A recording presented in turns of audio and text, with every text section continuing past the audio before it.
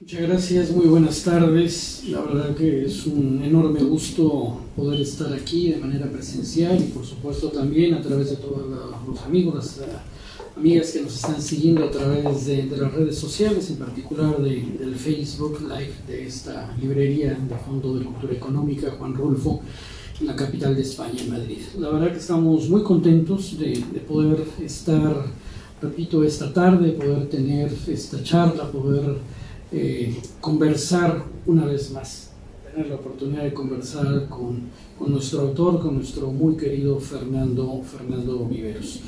Y la verdad que yo quiero agradecerle a nuestro muy querido amigo José Manuel Lascano también el ser anfitrión y de abrir las puertas de esta librería, de este centro cultural en Madrid y por supuesto a través suyo a todo lo que significa Fondo de Cultura Económica, no nada más en España, sino la principal casa editorial del idioma español, donde gracias a una actividad de tantos y tantos años se ha logrado, por supuesto, la difusión de las ideas. Y eso creo que es absolutamente significativo recordarlo. Por supuesto, también agradecerle la colaboración para poder llevar a cabo esta actividad a la Embajada de México y al Instituto Cultural de México en España. Queremos surge como una reacción literaria, Enrique, para tratar de pues mostrar la pérdida de libertad que tenemos por la hipervigilancia y el control digitales. Derivado de esto, de cómo los mismos datos que nosotros proporcionamos son capturados, almacenados, procesados y analizados, ¿no?, de una manera muy dramática, en donde todo eso, ese cúmulo de información, ese cúmulo de datos va subiendo a una nube. En esa nube nos categorizan y en esas categorizaciones, a través de los algoritmos, nos mandan mensajes personalizados en relación a nuestros gustos, a nuestras preferencias, a nuestras filias, a nuestras fobias, en donde el principal objetivo es la manipulación de nuestras emociones para poder anticiparse y predecir nuestras decisiones. En el ámbito económico, en el ámbito de consumo, nuestros patrones de consumo, en nuestra interacción social, con quién nos relacionamos, en relación al acceso de información, qué tipo de información es conveniente que nos llegue a nuestras redes sociales, a nuestro internet, y principalmente en nuestras preferencias de voto. Y entonces aquí pues surge y se hace evidente la pérdida de libertad que tenemos como seres humanos, porque disminuye evidentemente ante todos estos estímulos externos. Y con los síntomas que se derivan de esto, pues es precisamente que hay a mayor aceleramiento digital, hay un aceleramiento de la ansiedad, un aceleramiento de la depresión, un aceleramiento del narcisismo hiperindividualista. Y cuando no se atiende adecuadamente estos síntomas, pues viene obviamente la pérdida del sentido de identidad, la pérdida del sentido de pertenencia en una comunidad, viene de la posibilidad de reducir la empatía, la solidaridad, la cooperación, ¿no?, con los demás, y pues eso provoca que venga un desempeñadero de acciones de acoso, de enfrentamiento y de violencia individual y social. Y entonces, con base en estas síntomas y en estas reflexiones que me dio este contexto, pues yo te podría decir que, vamos, el resultado que se dio fue que a partir del planteamiento de ciertas preguntas que yo me tuve que hacer para llevar a cabo esto, preguntas tales como ¿en qué época estamos viviendo? Preguntas que yo quisiera transmitirle a los lectores, ¿no? Y que ese fue un principal objetivo mío. ¿En qué época estamos viviendo? ¿Qué implica vivir en la sociedad del siglo XXI como lo estamos viviendo? ¿Qué coyunturas favorecen la inserción y el desarrollo exponencial de las nuevas tecnologías, que es vivir en medio de actividades programadas con inteligencia artificial, en medio de redes sociales, situaciones que no se habían vivido nunca en ninguna etapa anterior de la historia. En la historia nunca habíamos vivido con el nivel de tecnología en el que estamos viviendo actualmente. Y eso pues, hace una diferencia mayúscula y superlativa en relación a todo lo demás. Preguntas como ¿hasta qué punto tenemos nosotros y las generaciones posteriores, las generaciones de arriba también, la libertad para poder decidir si accesamos o no accesamos a la tecnología? Si estamos verdaderamente confinados y condenados a estar enfrente de un tipo de pantalla 13, 15 horas diarias, o tenemos esa posibilidad de administrar nuestro tiempo en pantalla, nuestro screen time, como le llaman en Estados Unidos, o no. Si tenemos libertad de insertarnos o no tecnología para mejorar nuestro desempeño físico, mental, psicológico, si tenemos esa libertad o no, o vamos a estar ya predeterminados a que nos inserten este tipo de tecnología. ¿Y cómo será la relación entre las personas que se inserten en este tipo de tecnología o las personas que decidamos no insertarnos tecnología o programarnos genéticamente? ¿Cómo será esa relación social? ¿Será una relación de supraordenación entre los mejorados y los no mejorados? ¿O será una relación de subordinación entre los que nos conservemos naturales? Yo creo que este tipo de situaciones nos llevan a la pregunta toral, para mí central, que eso es lo que provoca, ahorita que mencionabas lo de la cuestión del orden social, yo creo que es muy importante ese señalamiento que tú nos brindas, porque efectivamente la pregunta central que yo me planteé fue, ¿estamos ante la presencia de convivir con un capitalismo digital que nos provoque la manipulación de emociones, la anticipación de decisiones para dirigir nuestros patrones de comportamiento, nuestros patrones de consumo y nuestros patrones de interacción social, nuestros patrones de acceso a la información y sobre todo nuestras preferencias electorales? Y todo esto nos va a llevar ante la posibilidad de que los gobiernos puedan manipular las nuevas tecnologías para manipular las emociones y direccionar nuestras acciones y provocar lo que se llama una dictadura y un totalitarismo digital. Yo creo que esa es la pregunta de fondo, porque ahí efectivamente entraríamos en la cuestión de que si estamos o no ante la antesala de una modificación de un orden social, o si estamos o no ante la modificación de nuestra especie humana tal como la conocemos. Y entonces, con estos señalamientos, estos acotamientos, yo te podría decir que, bueno, el intento que yo hice fue tratar de, con todos estos elementos, construir una trama, construir subtramas, manejar personajes principales y secundarios para tratar de dar agilidad a poder plantear cómo sería una situación en donde se demostrara esto y cómo los personajes adquirieran vida propia y sudaran esta pérdida de libertad, este aceleramiento de su ansiedad, esta depresión en su propia piel y el narcisismo en los mismos personajes, y cómo se darían esas relaciones y esos intercambios entre estas diversas personalidades derivado de los síntomas que hemos mencionado.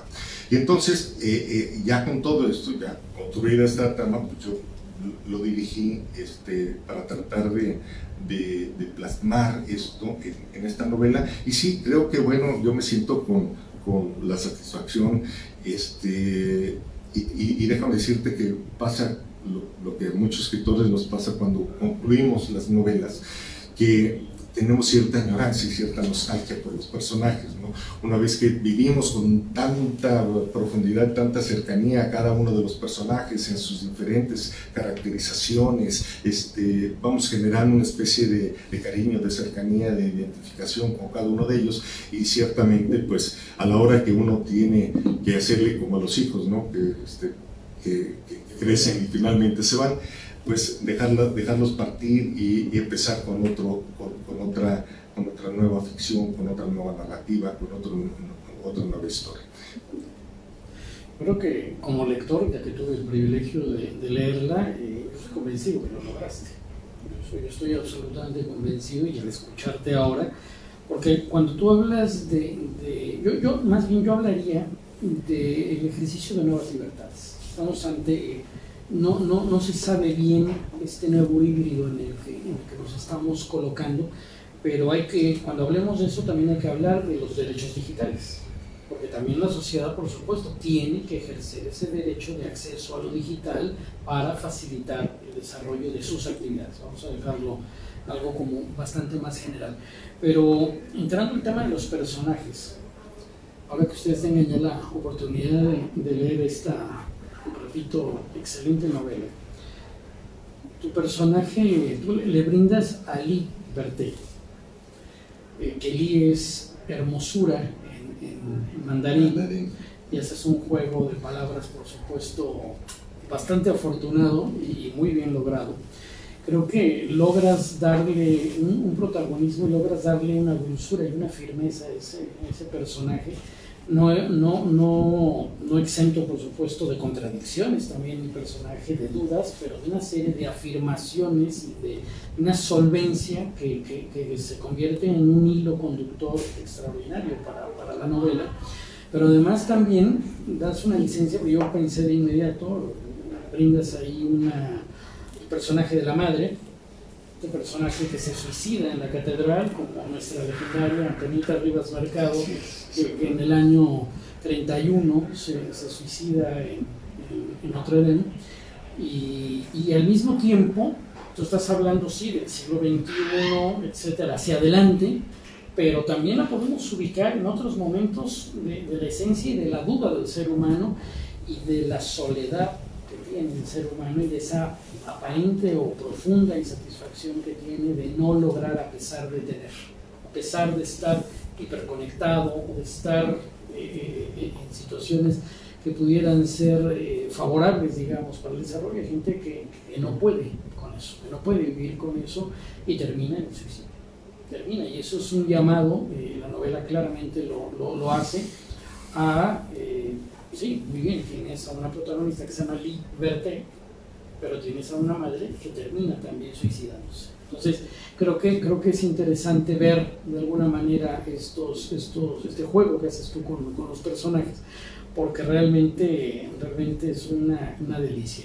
Luego también planteas el Hiperpegasus, eso me encantó, debo de decirlo, porque ahora que ha estado tan de moda nuevamente, que se ha puesto sobre la mesa el famoso Pegasus, me queda claro que esto estuvo escrito antes de que saliera a relucir lo que significa, y que sobre todo la sociedad tome más conciencia de lo que es el programa Pegasus.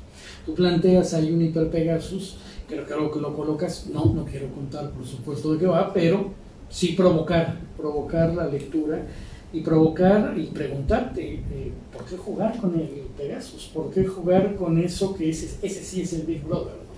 O sea, eso sí es el Big Brother absolutamente, y no el interior. Y el planteamiento inicial de tener que sustituir o tener que ir a canjear lo que le llaman teléfono inteligente para que me pongan el chip subcutáneo, no nada más como geolocalización, sino como la tecnología más avanzada con el 6G, cuando todavía hay países que no logran implementar el 3G, ya hablamos de la profunda desigualdad también de nuestras sociedades. Bueno, pues va provocando, por supuesto, una serie de planteamientos que vas dando las respuestas, pero yo soy convencido que el lector va a ir encontrando y va a ir construyendo sus propias respuestas. Eso se trata también, ir encontrándose y identificándose en aspectos desde la soledad, como planteas claramente en uno de los capítulos, que quizá es uno de los capítulos que es como el punto de inflexión de la novela, ¿no?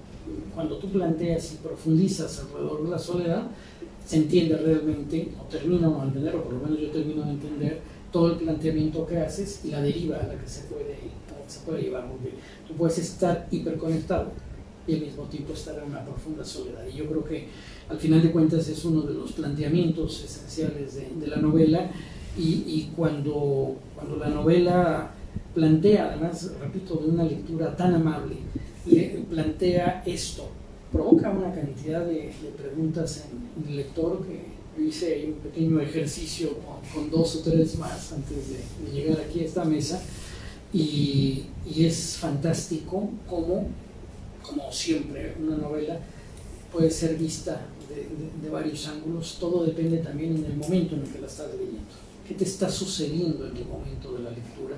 ¿Cuál es tu deseo? ¿Cuál es tu aspiración? ¿Qué necesidad inmediata tienes? Y ahí cabe decirlo, una relectura como autor, en un pasado, digamos, que pase un determinado tiempo, y ahora que vienes acá a Madrid a presentarla, en el marco también, por supuesto, de la Feria del Libro de Madrid, creo que va a tener la oportunidad, por supuesto, la gente de leerla. Y ojalá tú también vas a hacer una relectura, después de lo que ha significado encontrarse. El fenómeno de la Feria del Libro, de lo que sucede en Madrid estos días, es un fenómeno muy interesante. La cercanía con el público, el autor, permite una retroalimentación que quizá en otros foros no se tiene, y que ojalá tengas una buena retroalimentación también de tu novela. Así que esos son mis planteamientos, mis deseos, y nuevamente agradecerte, Fernando, de verdad, porque cuando presentamos Candidez hace un par de años, ya apuntaba que esto venía, ya sonaba, pero es un texto espléndido. No, te agradezco mucho. Efectivamente, los planteamientos que tú haces sí son pues, muy interesantes en relación a que en primer lugar, yo estoy convencido que nada podrá sustituir la cercanía física presencial, ¿no? Yo creo que el concepto de la otredad, en el sentido de que yo existo porque me reconozco en la mirada de tus ojos, yo creo que eso no se puede sustituir por la cuestión digital. Efectivamente, en la cuestión digital puede aumentar la interconexión, y esto lo hemos visto en el último año y medio, pero yo creo que la mayor interconexión no quiere decir necesariamente mayor cercanía, mayor intimidad, ¿no?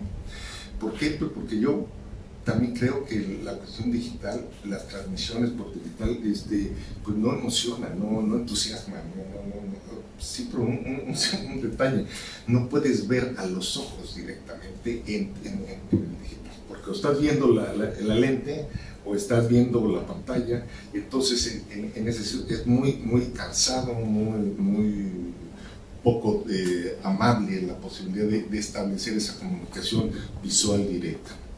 Eso por un lado. Y yo creo que eso deriva en lo que estamos planteando de este desarrollo exponencial, galopante que está teniendo la aceleración digital.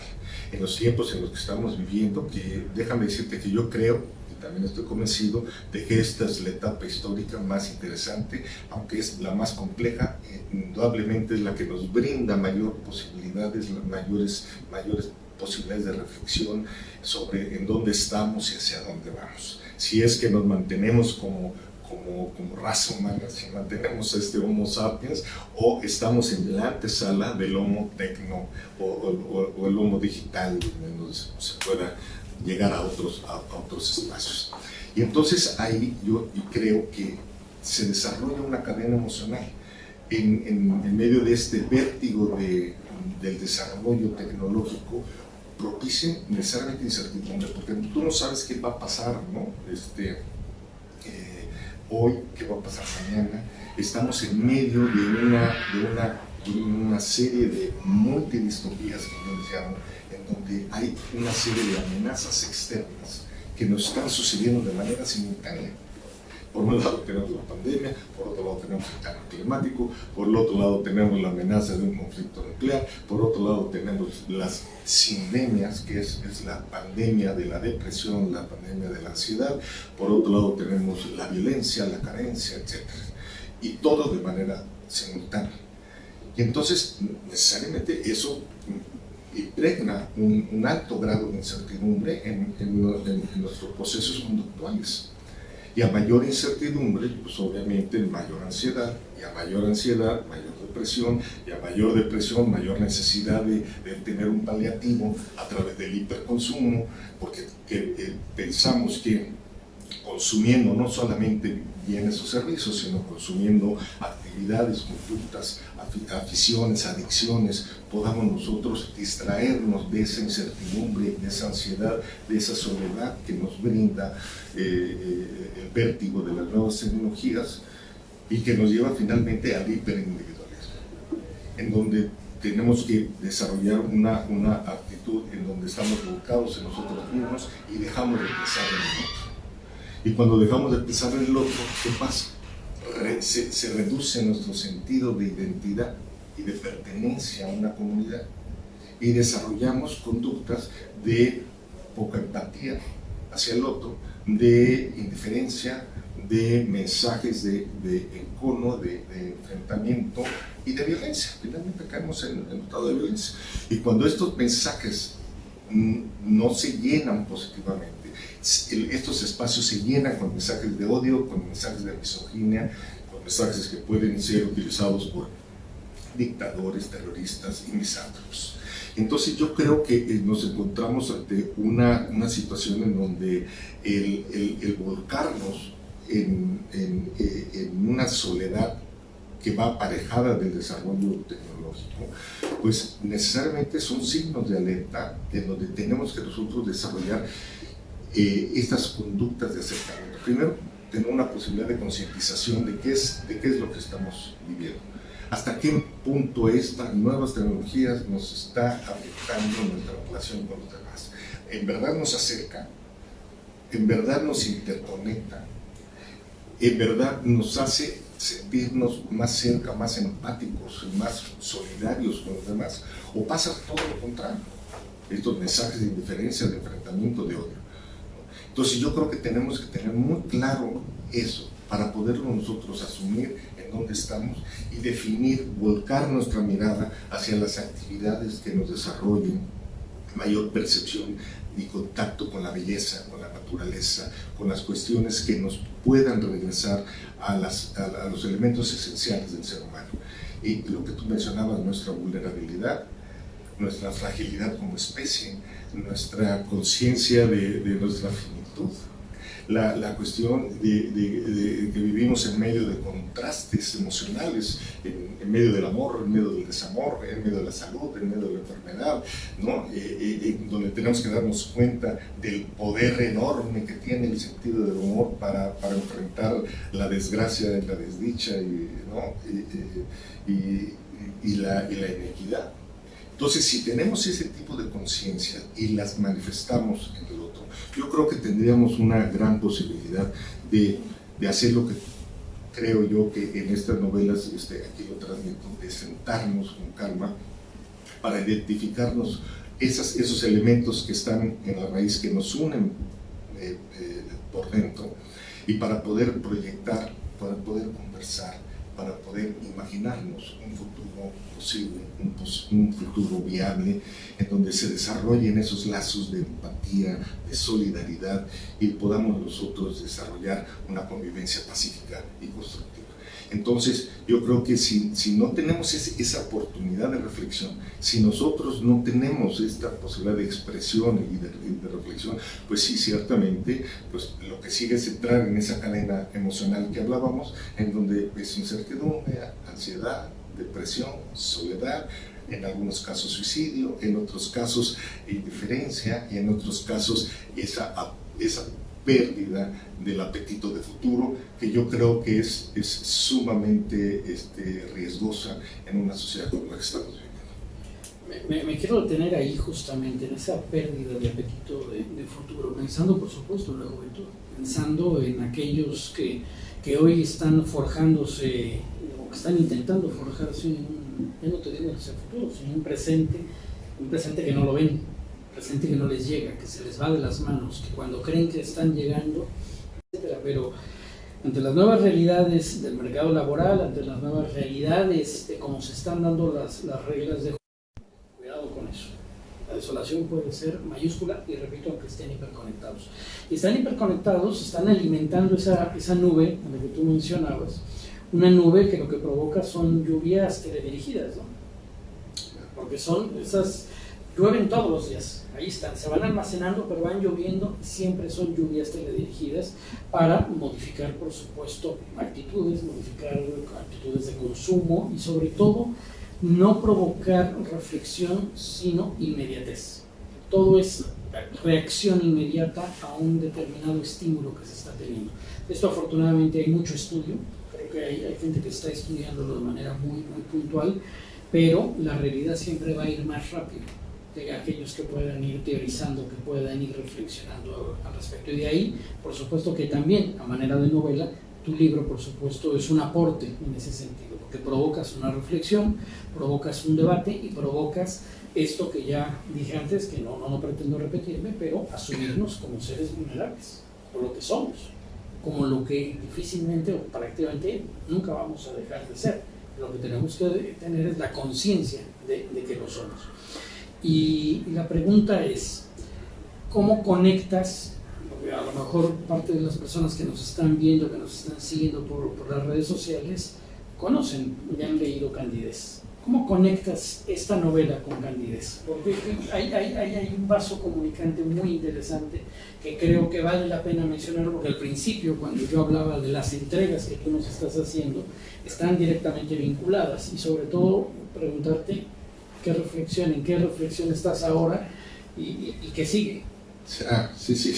Pues mira, efectivamente yo escribí Candidez hace 3 años. Y fue, digamos, como un planteamiento general, un planteamiento sombrilla de cómo era la vida hipermoderna, cómo este desarrollo exponencial de las nuevas tecnologías pues estaban abarcando, repito, todas las actividades humanas. Y entonces ahí empecé a desbocar cómo sería la relación entre los países para tratar de manejar este monopolio de información, este monopolio de datos, este monopolio de tecnología, que obviamente pues teniendo el control de la tecnología y quien tenga el control de los datos, pues simplemente va a tener mayor control de los demás. Y ahorita pues se está viendo que es el control de los datos, mencionaba yo la captura, el almacenamiento, el procesamiento y el análisis de los datos que nosotros mismos estamos dando, pues se canaliza hacia 2 cuellos de botella, que es Estados Unidos y China, básicamente, que son los que están almacenando esos datos, y a partir de ahí, con el desarrollo de las nuevas tecnologías, vienen los diferentes tipos de controles. Tú mencionabas los derechos digitales, efectivamente, pues sí, tenemos estos intentos que se han dado en Naciones Unidas para tratar de regular la cuestión de la protección de datos. Hay aquí en el Consejo de Europa hay también el reglamento de protección de datos. En cuestión iberoamericana hay también directrices para poder interconectar normatividad, al menos ahorita en directrices en los países iberoamericanos, pero también lo hay en China y también lo hay en Estados Unidos.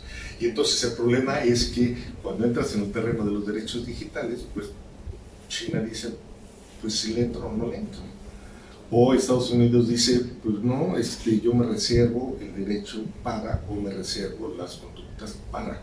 Y entonces en ese momento pues viene el conflicto, y es ahí un centro toral para promover esta posibilidad de control y de manipulación a nivel global. Yo en la novela trato, me aventuro, esta es una novela distópica que es una novela de anticipación, que trata de plantear cuáles serían escenarios futuros, en donde yo aquí anticipo que se podrían dar una serie de regionalismos en el planeta derivado de las coberturas que se tengan. Entonces yo planteo 3 tipos de regionalismos en donde entran diferentes países, estados, y se agrupan en un solo regionalismo que yo le llamo territorios, 3 grandes territorios: un territorio Google, un territorio Beijing y un territorio Jan de Hopich. Ya ustedes imaginarán a dónde pertenece cada uno de esos. Y en cada uno de estos territorios, pues obviamente pues hay una normatividad y hay intereses creados, y la interacción que se da en ellos es lo lo que yo planteaba en Cándides. Pero después de Cándides viene y seguiremos siendo nosotros, una novela que trata sobre la cuestión de, usando la metáfora, este tropo retórico, traté de usar la metáfora de verla en una familia, ¿no? Cómo sería la relación entre personas mejoradas y personas no mejoradas. Pero yo lo hice de una manera metafórica porque yo hablaba, por ejemplo, esto se da en un viñedo, yo usaba el viñedo como el planeta Tierra y usaba a esta familia como los grandes 4 grupos demográficos que abajo. Por un lado, lo que tú mencionabas, las personas que hemos nacido y adquirido los valores del siglo XX, en donde tenemos cierta inclinación con la tecnología, pero también una cierta distancia, ¿no? Como que nos sentimos mejor de este lado, en donde fuimos creados. Está por otro lado que ese es el jefe de familia, que por cierto tiene una enfermedad terminal, quiere decir que está muriendo esta generación de personas vinculadas con los valores del siglo XX. Está por otro lado la madre, la jefa de la familia, en donde hay episodios de traumas que tuvo en su vida. Ve en la tecnología la posibilidad de un acercamiento, una redención de todo esto, y procura tratar de insertarse en la tecnología lo más que pueda. Está el hijo, que ya es programado tecnológicamente, pero que se siente desarrollado, con mayor desarrollo físico-mental, pero que también tiene un nivel de desadaptación porque su familia misma se encuentra pues, natural y no desarrollada, ¿no? Y está finalmente la hija, que es la hija que, aunque es natural, tiene ese contacto con la naturaleza, pero puede tener esa capacidad de interlocución de una manera híbrida con el sector hipertecnologizado y con el sector natural. Y ahora pues se encuentra ya Resistiremos, que nos habla efectivamente de cómo está ya afectando la libertad por la posibilidad de la hipervigilancia y el control digitales y las posibilidades de este aceleramiento en la soledad, en la ansiedad, en la depresión, en el narcisismo, y cómo nos puede llevar a riesgos de violencia social. Y lo que sigue, para contestar tu pregunta, ya está en la editorial, probablemente el año que entra, y si mi amigo Manuel, ¿no?, y ustedes me acompañan y me invitan nuevamente, estaré por aquí el año que entra también para presentar la última entrega, que ya está en la editorial, que me la dan unas semanas, en donde hablo efectivamente de cómo va a ser la colonización, el proceso de colonización y el proceso del turismo espacial hacia la Luna. Entonces, ya en ese sentido, yo planteo desde el punto de vista ético, desde el punto de vista moral, desde el punto de vista ecológico, desde el punto de vista tecnológico, las ventajas y las desventajas de utilizar nuestros recursos naturales y dirigirlos hacia un proyecto de esa magnitud, como es el de colonizar la Luna, como una primera etapa, y después colonizar Marte, y etcétera, o dedicar esos recursos naturales a tratar de paliar y aliviar las grandes desigualdades, los grandes problemas desde el punto de vista ambiental, tecnológico, social y económico que vivimos en nuestro planeta. Y entonces, bueno, ahí vamos tratando de que esta serie de narrativas distópicas vayan abarcando las distintas reflexiones que yo considero que se deben de tener en estos días. Por un lado, ¿cuál es nuestra relación con las tecnologías? ¿Cuál es nuestra relación con la vida multidistópica que tenemos en relación al cambio climático, en relación al conflicto nuclear, en relación a las pandemias, a la soledad que tú mencionas? ¿Cuál es la relación que tenemos que tener ante las endemias, que yo creo que no se ha tomado el valor exacto de lo que es vivir en el siglo XXI con yo creo que es la mayor crisis emocional que hemos vivido en toda la historia de la humanidad. Yo creo que ustedes ven ahora a los niños y adolescentes, bueno, hay diversos estudios que se han desarrollado en el sentido de que los niños, después de casi 2 años de reclusión, están teniendo graves problemas de depresión, graves problemas de ansiedad dentro de las familias. Mencionan que han sido 2 años perdidos en la historia de esos niños, en la infancia, adolescencia de esos niños. Y entonces yo creo que bueno, son posibilidades de reflexión sumamente importantes para tratar de que al menos lo que tú mencionabas, pues podamos nosotros dirigir esa mirada, ejercer lo que nos queda de libertad para tratar de direccionarla hacia qué es lo que nos une, repito, qué es lo que nos hace la cohesión como seres humanos, en qué nos podemos apoyar con empatía, con solidaridad, con cooperación para una convivencia pacífica y constructiva. Yo creo que si no desarrollamos eso, pues simplemente estamos ante el riesgo de la sumisión inconsciente, ante la pérdida de libertad, ante la pérdida de la ilusión, ante la pérdida del apetito de futuro, ante la indiferencia emocional entre un día y el otro, y yo creo que eso pues no nos llevará a mucho. Escuchándote, Fernando, estoy convencido que tenemos que hacer un ejercicio como sociedad, por supuesto, para darle un nuevo sentido a conceptos que ahí están y que se han manoseado mucho y que hoy tendríamos que trabajar nuevamente en darles contenido, como es la solidaridad. Creo que hay que redimensionar el concepto de solidaridad, hay que, digamos, repensar el sentido de comunidad, no importa la escala, no importa el tamaño. Hay que trabajar definitivamente en ello, porque estamos también ante un momento provocado por supuesto por lo digital, de las nuevas exclusiones sociales. Estamos en una nueva etapa, si bien se tienen esos derechos digitales a los que comentábamos, se tiene acceso a, las nuevas exclusiones sociales son justamente aquellos que no tienen acceso a eso. Pero a partir de tus planteamientos habrá que ver el resultado final. ¿Quién de los dos, cuál de estos dos bandos, digamos, quienes tuvieron acceso o quienes no tuvieron acceso? Un resultado que por supuesto yo no voy a tener vida para ver qué va a pasar, ni mucho menos ir de turista a la luna. Por supuesto me leeré tu novela en ese sentido y lo haré por supuesto con mucho gusto, pero yo creo que hay que hacer un ejercicio en ese sentido. Creo que y también se desprende de la lectura. Yo creo que en la lectura de tu novela también nos invita a reflexionar sobre los accesos y las exclusiones. Creo que eso es importante también mencionarlo, porque si bien hay estas nubes teledirigidas para provocar emociones, yo no me voy tanto al tema del voto y del voto general. Sabemos que está ya muy documentado y que es un tema que está muy sobre la mesa. Yo no me atrevo a hablar al respecto porque no conozco a profundidad eso, aunque ya no me atrevo de ninguna manera a negarlo, que eso claramente está estimulando.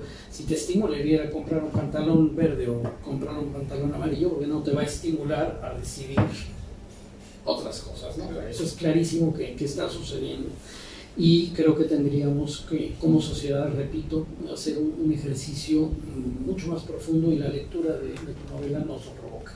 Así que yo los invito a que lean esta novela, a que la disfruten, a que la compartan, a que la recomiendan. Es de Random, y además la siguiente también va a ser de Random. Sí, también. Déjame nomás, por último, contradecirte en un punto. Tú dices que no vas a llegar a ver la cuestión del turismo espacial y que no vas a ver la cuestión de la exclusión tal como lo ves.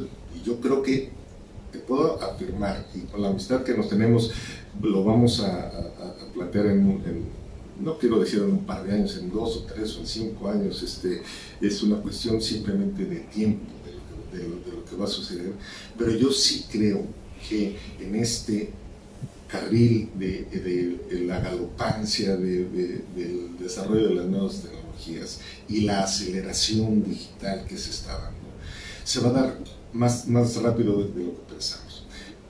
no solo decirlo del turismo espacial, pues ahorita ya Jeff Bezos, Branson ya se fueron y seguramente Elon Musk, si no este año, el año que entra también se va, y la carrera está abierta, ¿no? Y en relación a lo que tú mencionas de la exclusión, yo creo que eso es otro tema que será parte de una siguiente novela que ya estoy diseñando, es precisamente hablar de los excluidos, hablar de los irrelevantes.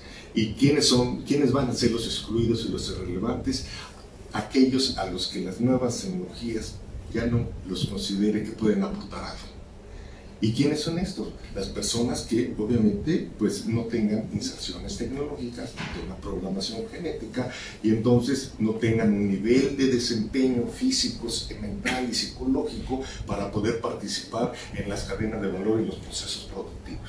Entonces, ¿por qué yo, empresario, tendré que contratar a alguien que no esté desarrollado cuando puedo contratar a alguien desarrollado que me haga el trabajo 10, 15, 20 veces mejor y más barato que con su chip? Con su chip, claro. Y todo. Subcutáneo, claro. Y entonces eso va a abrir una brecha tremenda. Porque si tú ahorita, fíjate, ese es un tema interesante.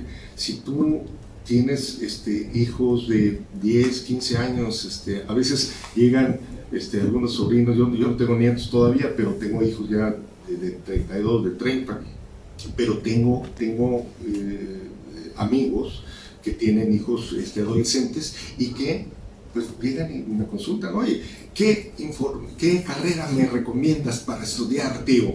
Y yo le digo, ¿cuántos años tienes? 10. Bien, ¿cuánto tiempo va a estar en el mercado laboral? Pues en estos tiempos como en 20, tío, ¿no?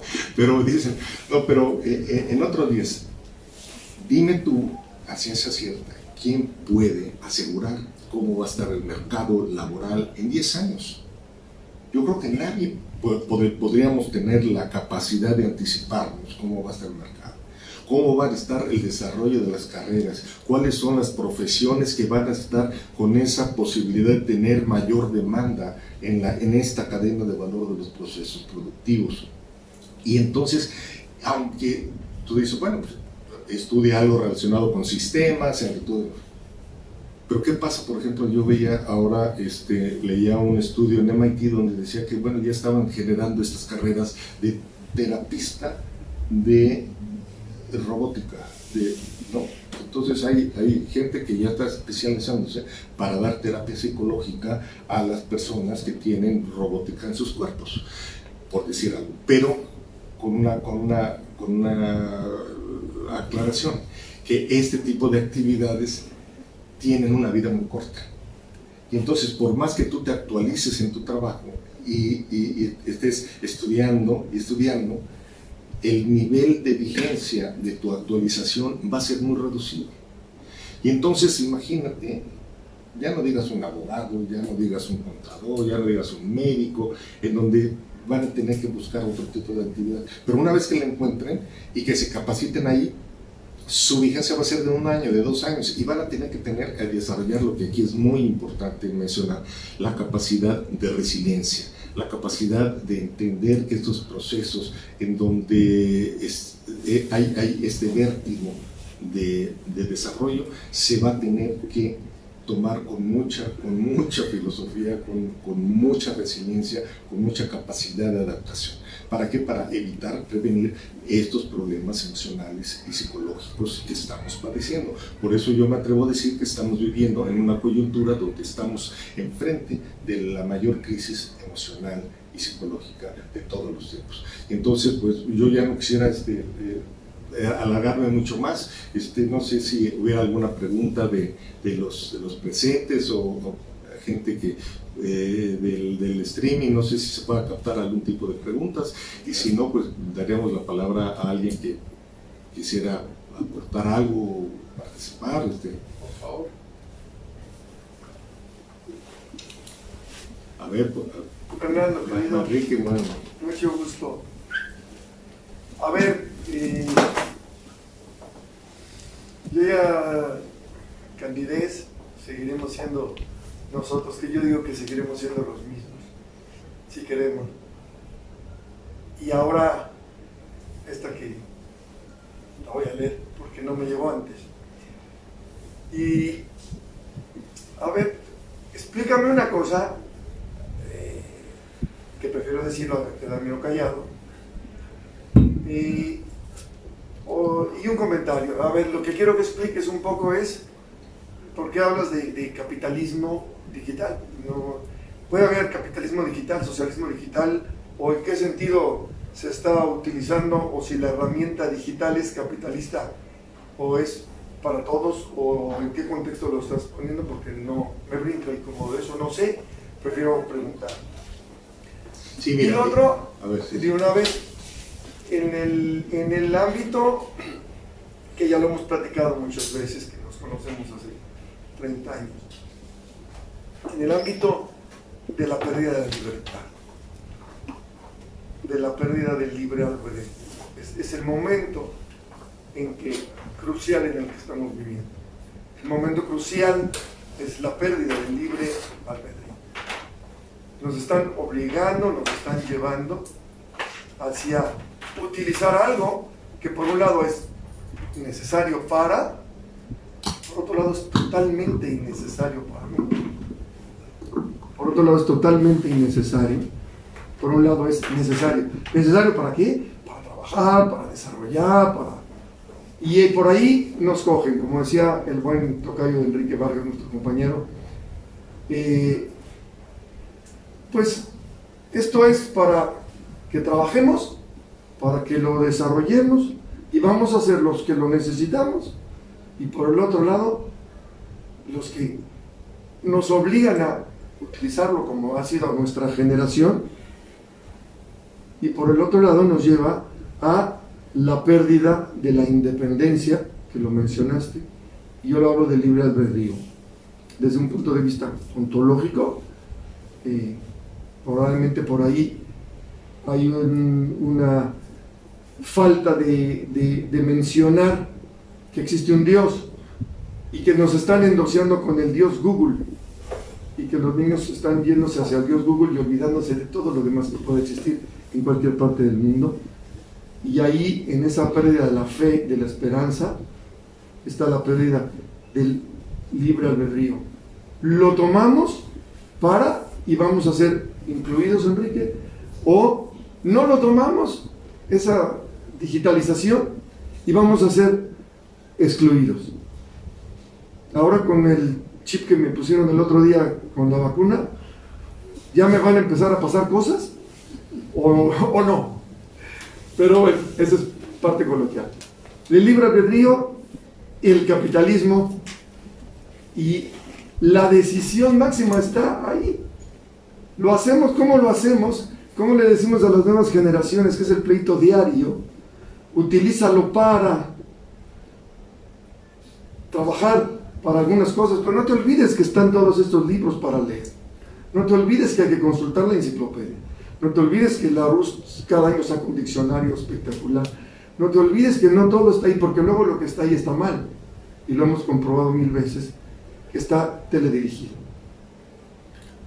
Eso es por una parte, Fer. Y antes que nada, bueno, felicitarte, saludarte, me da mucho gusto que estés aquí. Enrique, no tenía el gusto directo, es un placer tenerte en tu elocuencia.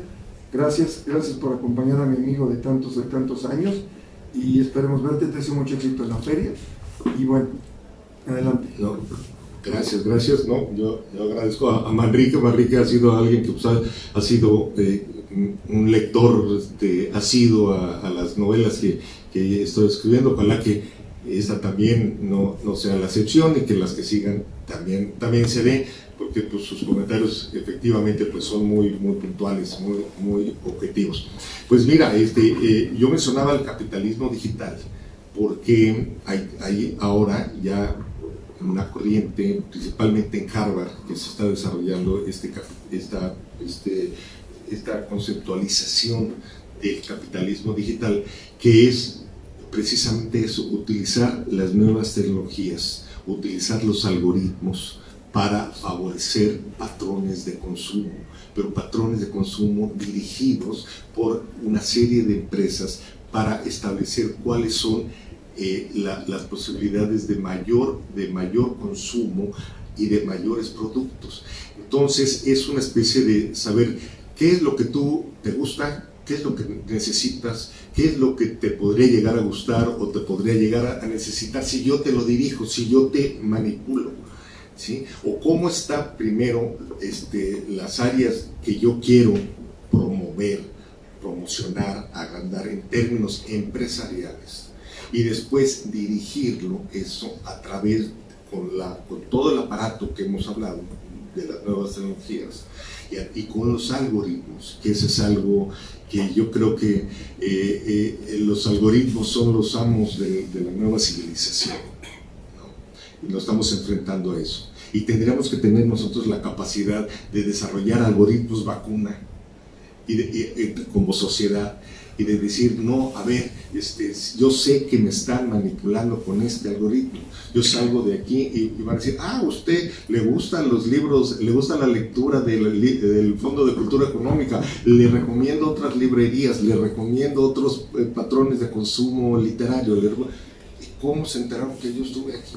Antivacuna, apaga la ubicación. Claro, y entonces, claro, por las nuevas tecnologías, los algoritmos, la categorización que yo hablaba y que produce finalmente el capitalismo que mencionan en Harvard, que se está dando a través de la aceleración digital, ¿no? Y en términos de lo que tú hablabas, cómo se desarrolla la fe, la esperanza, cómo nos mantenemos nosotros aferrados a esto, yo creo que este es un trabajo de todos nosotros, lo que tenemos que hacer, lo que tenemos hijos, los que tenemos generaciones para abajo, en donde podamos decir, no, pero es que eso es muy lejano, eso es ciencia ficción. Mucha gente llega y no, eso no va a ocurrir, eso no me va a tocar, o no, espérate, sí te va a tocar porque ya lo estamos viviendo en carne propia. Y tú dices, bueno, pero eso puede ser conceptual. No, pero a ver, dime, ¿en qué organización? Puede ser una empresa, puede ser una escuela, puede ser una universidad, puede ser un organismo nacional, puede ser un organismo internacional. En esa estructura, dime si tú no puedes identificar a una persona que esté con ansiedad, con depresión, que sea una persona solitaria, que sea un narcisista. Está lleno de eso. Y hay cientos de ejemplos que se pueden dar. Entonces no es algo que esté lejano, eso es lo que yo quiero apuntar. Y entonces, como no nos es lejano, tenemos que tomar una actitud de inmediatez para poder primero tomar conciencia, a ver qué es lo que está pasando, en qué época estamos viviendo, cómo está afectando esta digitalidad a mi vida, ¿no? A mis valores, a mis rituales, a mis símbolos, a mis patrones de conducta, a mi memoria, a mi imaginación. ¿Cómo la está afectando? Te modifica tu memoria, te modifica tu imaginación la digitalidad. Estamos pensando en ventanas, ¿no? En Windows. Estamos, ya son chips los que tenemos, ya estamos pensando diferente. Nuestros hemisferios están neurológicamente teniendo una actividad diferente. Y yo creo que ahí es donde lo primero que tenemos que hacer es darnos cuenta.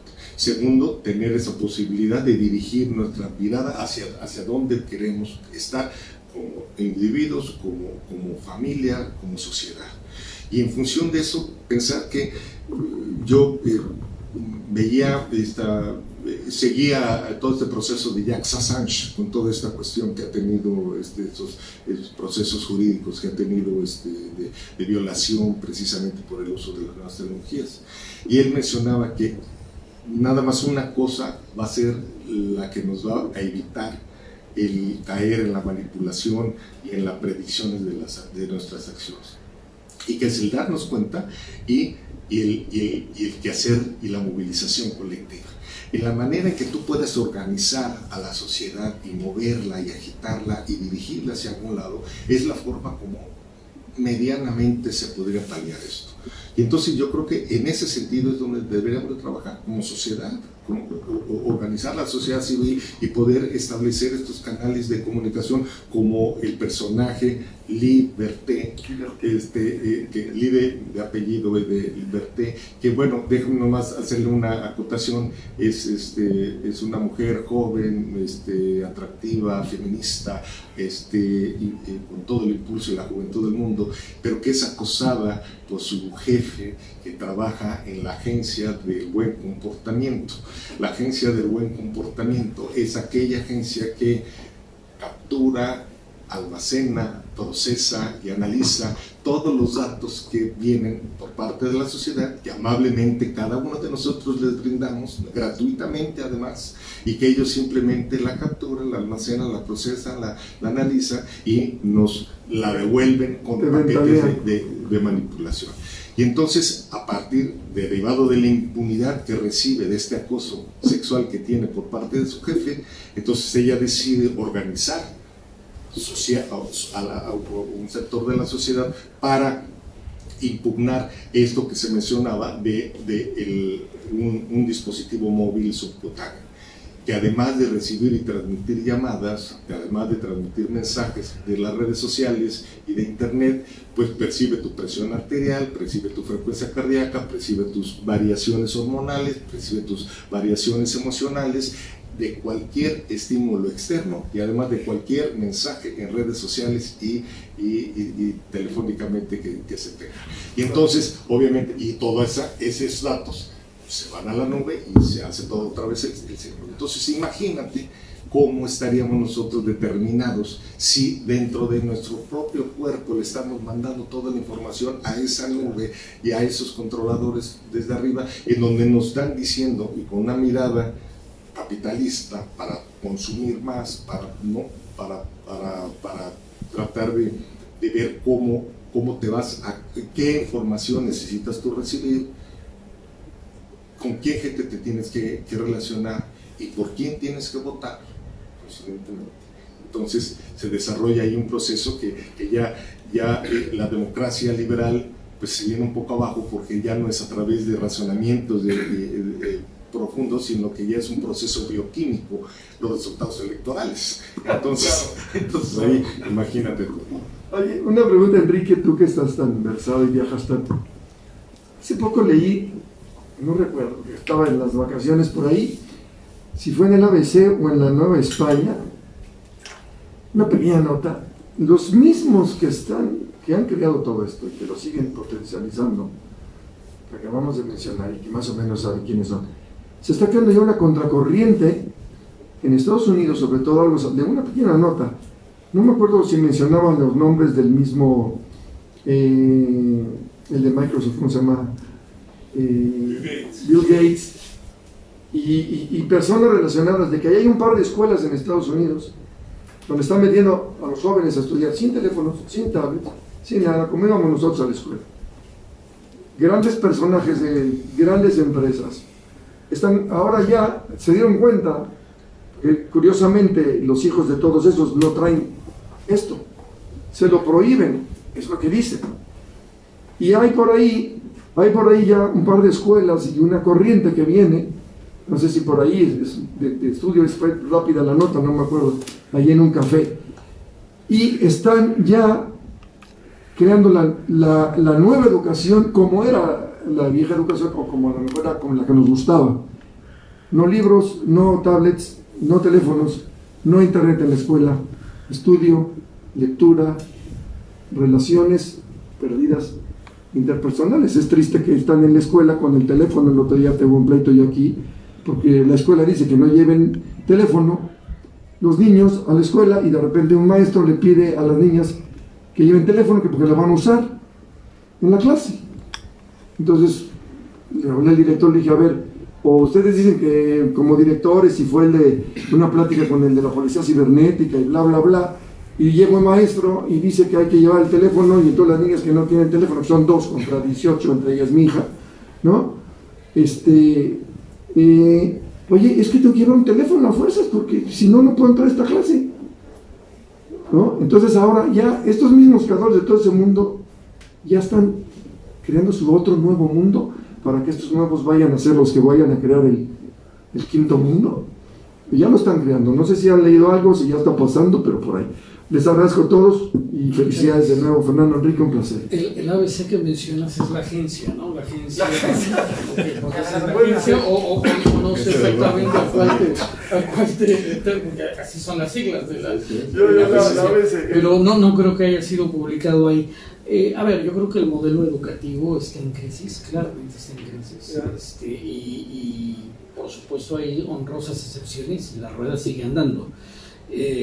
Durante años se han hecho profundas inversiones para digitalizar la educación, ¿no? Desde los años 80 de alguna manera se empezó a hacer un esfuerzo muy grande en países de renta alta para digitalizar la educación. Yo no sé, sinceramente, si la educación que tú mencionas de antes era mejor o no tengo la menor idea, ¿eh? No tengo todavía cómo saberlo. Yo claramente con los 54 años encima tengo muy claro que me tocó estudiar, cómo me tocó estudiar y con la máquina de escribir, ¿no? Y pasar de alguna manera a lo digital, ser uno que llegó después, no nací en eso.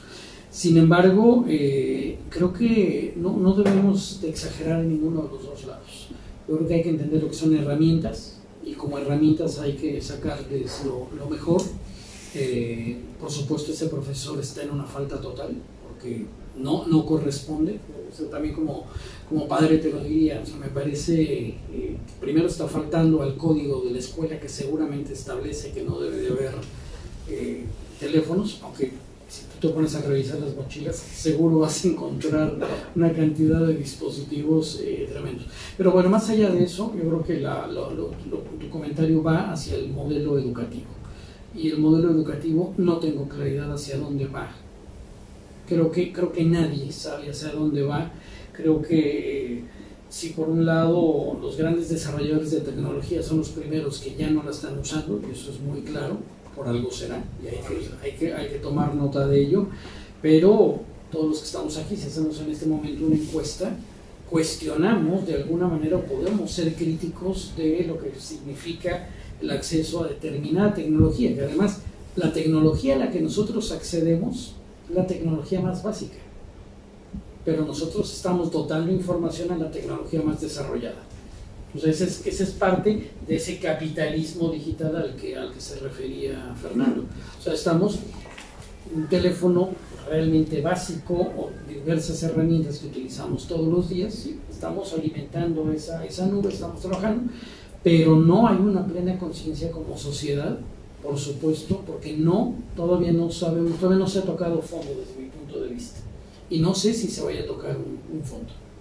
Realmente no podría yo hacer ningún comentario en ese sentido. Lo que sí creo que debemos de trabajar es alrededor de un modelo educativo que no se pierda, por supuesto, claro que bienvenida a la tecnología, el desarrollo, la innovación y el desarrollo tecnológico, por eso la humanidad es lo que es, que ha llegado y ha sido acompañado siempre al ser humano.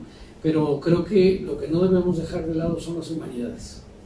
Y trato de encerrar en humanidades todo el pensamiento crítico, todo lo que es el sentimiento y la razón, ¿no? Yo creo que eso procurar el equilibrio y qué bueno que lo estamos diciendo en una librería, ¿no? Gracias. Ya, nomás hacer una acotación a lo que mencionas, Enrique, es en el sentido de que efectivamente en candidez yo mencionaba la posibilidad de utilizar la tecnología para tener este memory chip. Y teniendo un memory chip que pudiera almacenar toda la información, puede insertarse en el lado del oreja, una especie de Wikipedia, ¿no? Entonces se puede conectar a la nube y se pudiera tener un acceso a total. Eso podrían decir ustedes, bueno, es distópico, pero hay protocolos ya de investigación donde se está planteando en serio utilizar este memory chip y visualizando cuál sería el impacto en el sistema y en el modelo educativo. Imagínense ustedes que se pudiera ingresar este memory chip, entonces ya el proceso de enseñanza-aprendizaje, el proceso de este chip que pudiera estar determinado para la actividad productiva a la que tú te fueras a dedicar, porque te van a programar desde antes, desde que nazcas, a qué te vas a dedicar y qué parte del engranaje laboral en la sociedad va a ser por parte tuya. ¿Hasta dónde tendría sentido ya un sistema educativo tal y como lo conocemos? Si actualmente hay los MOOCs, ¿no? Los famosos MOOCs, los cursos que se están desarrollando ya en cualquier universidad del mundo, puedes tener acceso directo a cursos sobre física cuántica, cursos sobre desde contabilidad hasta medicina, hasta todo, prácticamente todo. Entonces vemos que el único monopolio que se está quedando en los sistemas educativos pues es el de la certificación y de la titulación. Entonces, fuera de eso, el acceso a los datos, al acceso a la información, ya se puede hacer de una manera independiente, ya se puede hacer de una manera directa, ¿no? Directamente con las mismas universidades y las instituciones de educación superior. Y entonces eso planteará un nuevo cambio. Pero ya nomás para finalizar, hemos hablado mucho de las nuevas tecnologías. Y yo quiero señalar que esta es una distopía, como ya lo hemos mencionado, pero que a diferencia de las distopías del siglo XX, en donde se dirigen al apocalipsis, a la destrucción, al pesimismo, esta es una serie de distopías que se dedican y se dirigen a ver el hecho traumático que estamos viviendo, las multidistopías que yo mencionaba, las amenazas simultáneas que estamos viviendo, ¿no? Como ya las señalé, pero redirigirlas y verlas con un sentido catártico, liberador. Es decir, el gran objetivo de esta novela y de las otras es tratar de fortalecer el humanismo en la era digital.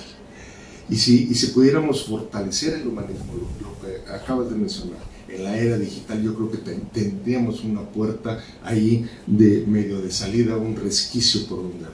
Miren, yo creo que la tecnología puede abarcar mucho. Ahorita se está hablando de que la inteligencia artificial va a ser independiente de la inteligencia humana y hay gente en la Singularity University en Berkeley y en Stanford hablando de eso, pero yo creo que lo que nos ha logrado todavía la nueva tecnología y la inteligencia artificial es entender el alma y la conciencia humana. Y en el momento en que nosotros le dediquemos más tiempo para dirigir nuestro conocimiento a entender el alma, a entender la conciencia humana, yo creo que fortaleceremos estas vías de conexión entre los seres humanos, y yo creo que ahí es un resquicio en donde podemos nosotros alejar un poco, ¿no?, la tecnología, la inteligencia artificial del control absoluto de nuestra humanidad.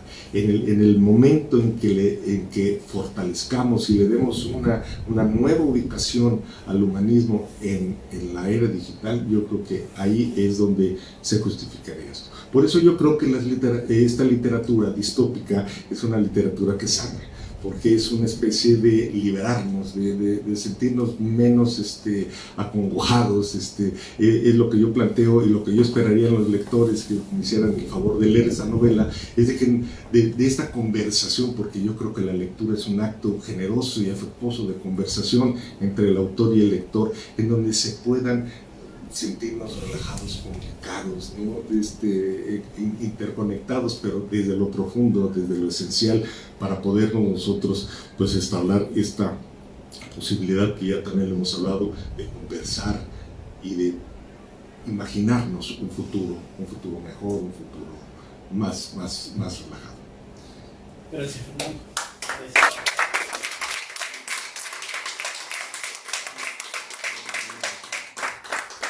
Agradezco a todos su presencia aquí, y bueno, pues aquí hay libros por si quieren ustedes llevárselo, con todo gusto yo se los puedo dedicar. Mientras tanto, aquí nuestro maestro Nico nos va a acompañar. Arránquese, maestro, ¿no? Yo quería decir una cosita muy cortita, que la verdad que ha sido una sorpresa estar hoy aquí. Voy a aprovechar el micrófono. El arte creo que es uno de los trabajos en esto que tú decías, que creo que nunca va a pasar de moda. La literatura, la música, la pintura, creo que es algo que siempre se va adaptando. y es lo bonito. Y lo otro bonito es que generalmente los músicos nos vendemos, ¿no? Por las redes sociales, por Instagram, y hacemos algún video y tal. Y lo bonito que hoy esté aquí, porque aquí el señor Fernando me iba cantando en la calle. Así que quería agradecerle mucho por haberme invitado a compartir con vosotros. Así es. Y voy a empezar con una canción bonita mientras charlan con él así muy bajita, que habla también de este final que has dado, ¿no? De que más allá de estar tan influenciados por la tecnología, de estar influenciados por este consumo, ¿no? Que nos van captando de nuestros gustos, cómo poder salvar la fe, ¿no? Decía el Señor por aquí, pues también volviendo al corazón, ¿no? Y cuando uno vuelve al corazón, vuelve a esa sensibilidad con uno mismo, con el ser humano, pues ahí uno se da cuenta de muchas cosas como de cuidar el planeta, cuidarse uno mismo y tener hábitos más sanos. Así que muchas gracias por Adelante. las palabras.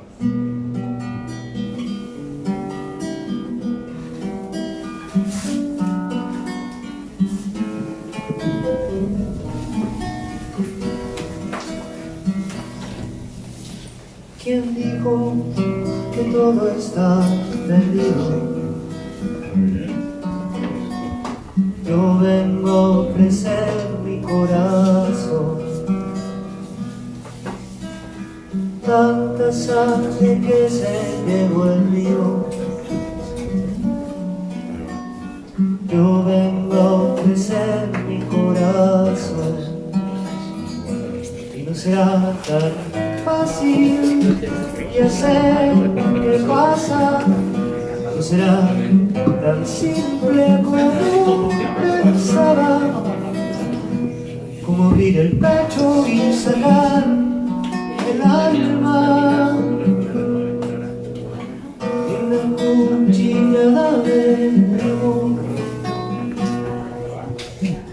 una de los hombres siempre abierta. Yo vengo a ofrecer mi corazón como un documento inalterable. Yo vengo a ofrecer mi corazón y uniré las puntas del mismo lazo y miré tranquilo